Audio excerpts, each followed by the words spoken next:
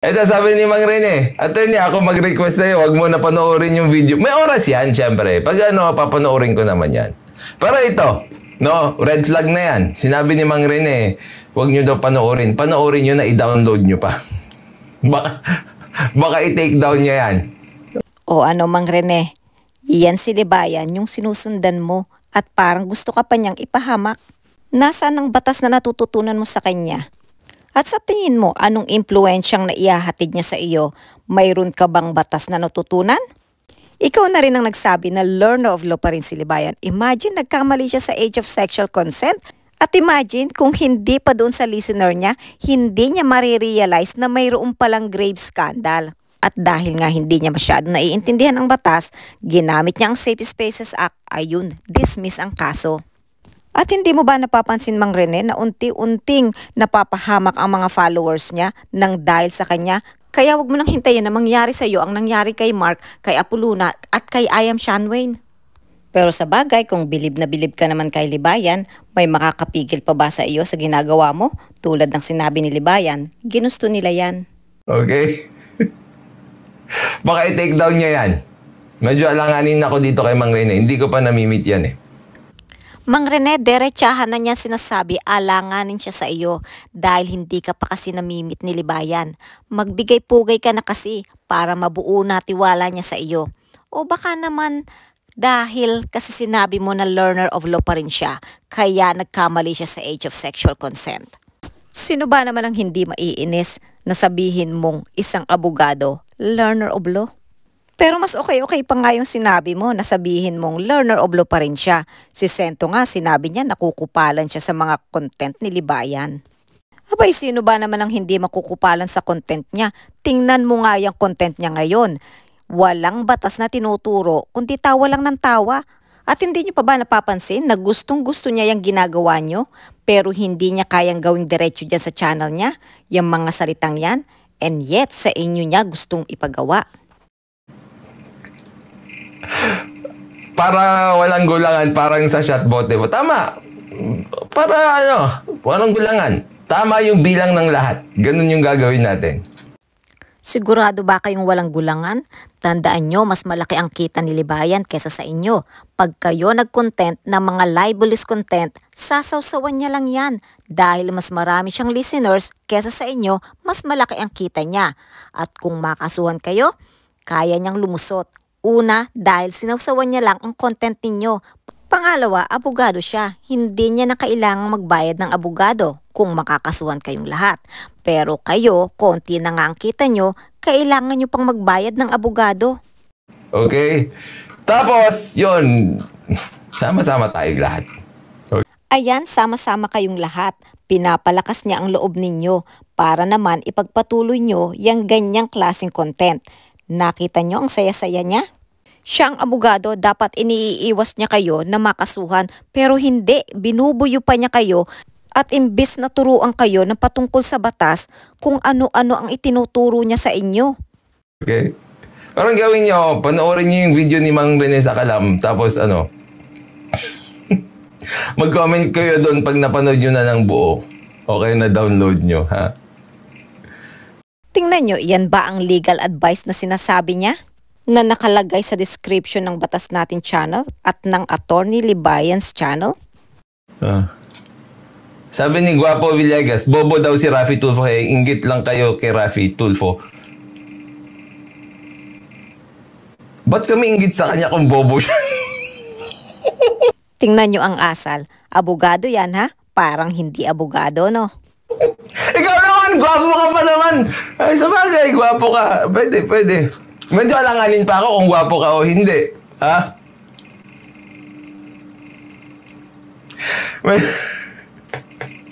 Medyo alanganin pa ako kung gwapo ka o hindi. Pero kung bobo si Raffy Tulfo, ba't kami maiinggit sa kanya? Tapos araw-araw naming tinitira.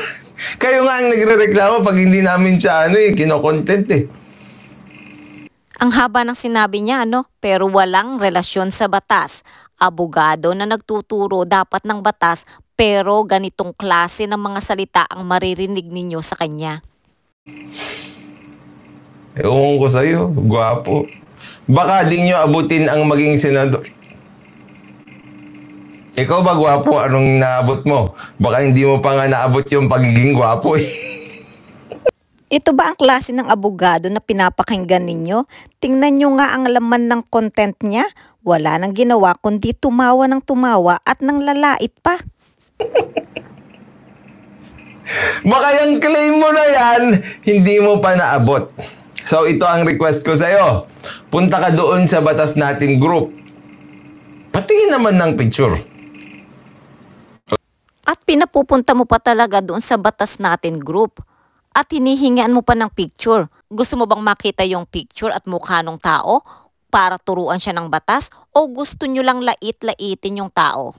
Mukhang active ang Batas Natin group. Tanong ko lang, sa Batas Natin group ba ni Mark nasagap ang chismis na tumakbo si Atty. Villamor? Kawawang Mark, dahil sa chismis, ayun, may kasong kakaharapin. Sa Batas Natin group ba ang pinag-uusapan dyan ay patungkol sa batas o puro kachismisan lang? Okay? Kung naabot mo yung pagiging gwapo, pwede ka mag-request ng gagawin namin. Kailan kaya ito mapapansin ng Supreme Court? Kung ano ba ang pwede kong i-ano sa'yo?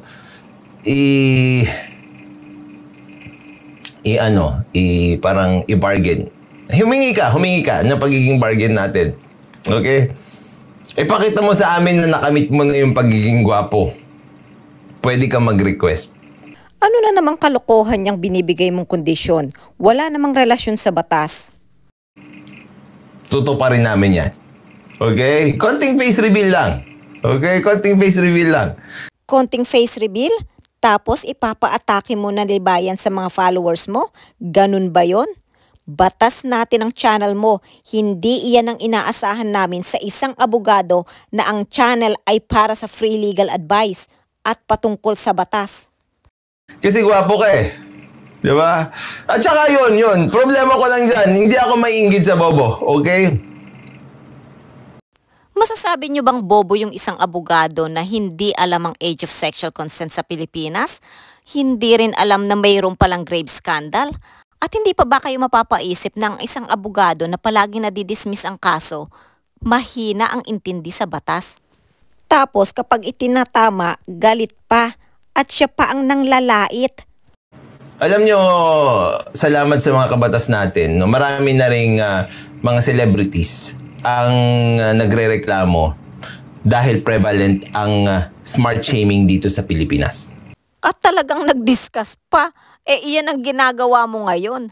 Napansin niyo ba, si Libayan parang may split personality. Parang biglang switch siya sa parang ang bait. Bigla-bigla na lang nagsuswitch. Napanood ko yung parang video ng Ben and Ben. Tapos yung parang ayaw nila na katangian dito sa Pilipinas, yung mga toxic trait. Isa sa mga toxic trait. Parang yang ginagawa mo? Dito sa Pilipinas. Isa sa mga top na toxic trait ng Pilipino ay yung smart shaming. How ironic, Libayan. Nakikita mo ba yung title mo at mga sinasabi mo dyan ngayon sa content mo? Kasi dito parang yung mga bobo kinaiinggitan eh. O ayan, nag-switch na naman siya. Kasasabi niya palang patungkol sa smart shaming, isang toxic trait dito sa Pilipinas. O ayan, siya na ang nagpatunay na totoo nga. Ano ito si Guapo Villegas? Oh. Parang itong si Guapo Villegas, kakainggitan daw yung pagiging bobo. Huwag ko sa'yo. Hindi matanggap ni Libayan ang comment ng isang listener niya, kaya ganyan na lang ang reaction niya. Abogado na naglagay ng membership fee para magturo ng patungkol sa batas at magbigay ng legal advice, free legal advice. Pero pakinggan ninyo ang buong content na ito, walang tinurong batas. May gwapo sa pangalan pero katawan lang ang nakalagay sa picture. Pagwapo yung katawan. Dahil sa mga walang kwentang sinasabi ni Libayan, pati yung mga comment, walang kwenta na rin. Ano pa bang batas ang natututunan nila maliban sa mga basurang comment ni Libayan at sa mga basurang comment ng mga followers niya? Let's go. Hearing tungkol po sa may kaugnayan sa mga building. At ang kanila pong guest ay si General Carlito Galvez. Ito ata yung ano, yung sinasabi ni tatay dito is yung kay General Galvez doon sa NPA na question niya yung baril ni Senator Tulfo, yung tungkol sa baril. Di ba? Yung Tama. surrender. Tapos, Pakinggan nga natin kung ano ang reaksyon at masasabi ni Libayan patungkol dyan sa pinakikinggan niya. ano ba o hindi, parang hindi natin, di ba? Sa baril ata ito.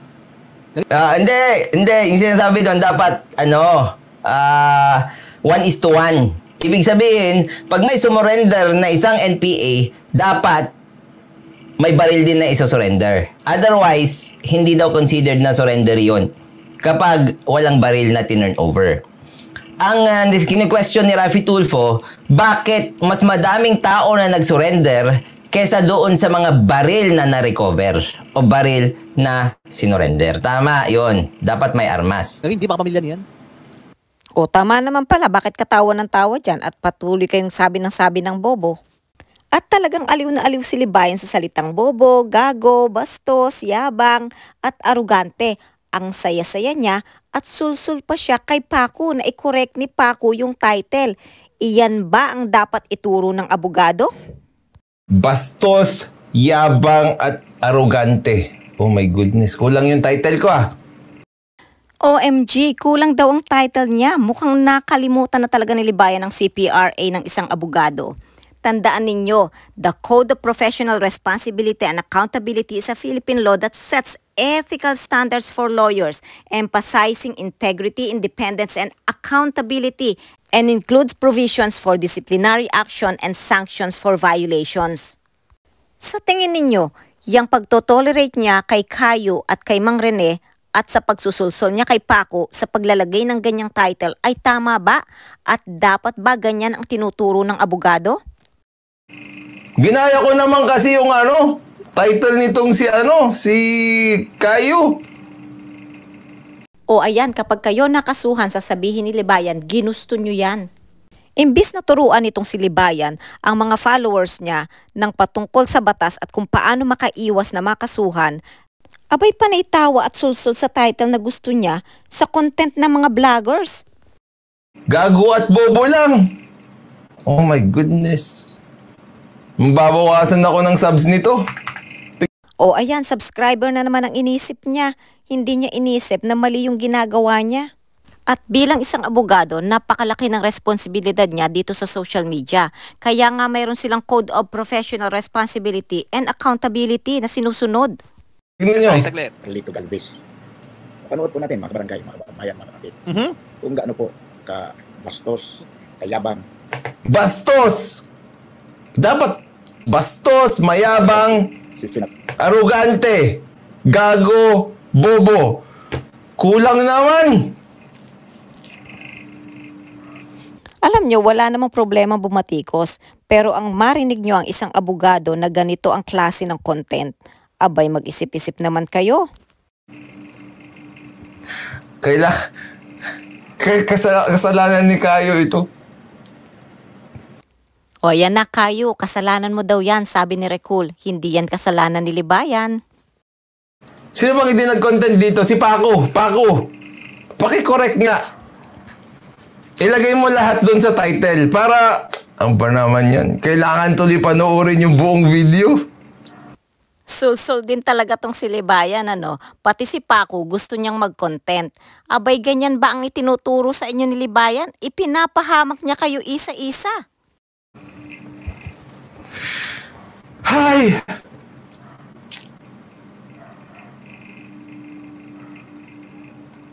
Oh my goodness. Oo nga, pambansang marites. Ay, ganyan ba yung pragmarites? May omission sa title? Hindi mo pa ba napapansin, Mang Rene, si Libayan mukhang hindi bilib sa iyo at ramdam niya ang takot at kaba mo. Kaya pinagtatawanan ka na lang ni Libayan at Caio. Alam nyo, nakakalungkot na ang isang abogado imbis na magturo ng batas, pero ang ginagawa ay panay sulsul sa mga followers niya and he's persuading them to do things that will satisfy his agenda. Yan, Paco, isave mo nga si para hindi tayo mag-away-away dito, isave mo si Caio. Bakit kailangang isave? Ibig sabihin ba may mali? O nakukulangan ka sa mga panglalait na ginagawa ng mga followers mo? At hindi ka pa nakontento sa title ni Kayo at ni Mang Rene at gusto mo pang idamay si Paco. Ganyan ka na ba talaga kadesperado, Libayan, na pati ang mga followers mo idinadamay at ipinapahamak mo? Ano naman yan? Ayan, tama. Tampalin mo yung noo mo dahil kung ano-ano na lang yung sinasabi mo dyan sa content mo at kung ano-ano na lang ang sinasuggest mo sa mga followers mo. Wala namang relasyon sa batas. Kulang-kulang eh. Ba't niyo pinoprotektahan si Tulfo? Bakit hindi niyo linalabas yung totoo? Bad trip. Again, walang problema ang bumatikos pero yung mga ginagawa ni Libayan at panunulsol niya sa mga followers niya ay hindi dapat naririnig sa isang abogadong katulad niya. Kung ganitong klase ng abogado ang pakikinggan ninyo, abay anong matututunan ninyo patungkol sa batas?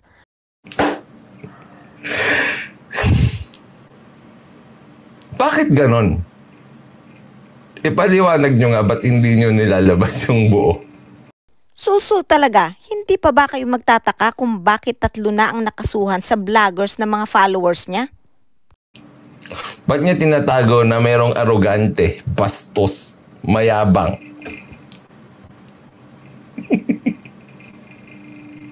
Sa tingin nyo, bakit ginagawa yan ni Libayan? Ako, ang opinion ko, kasi para gagamitin na lang niya ang mga content ng mga vloggers na yan. At kung sakaling magkaipitan, mayroon siyang pwedeng sisihin at kayang-kaya niyang palusutan at sabihing hindi sa kanya galing ang content. At pag nakasuhan, ano ang katwiran niya? Ginusto nila yan. Hay nako, hanggang dito na lang muna tayo bago pa tumaas ang cortisol ko dito kay Libayan. Ako'y magre-relax na muna. Enjoy the rest of the weekend, guys. Bye!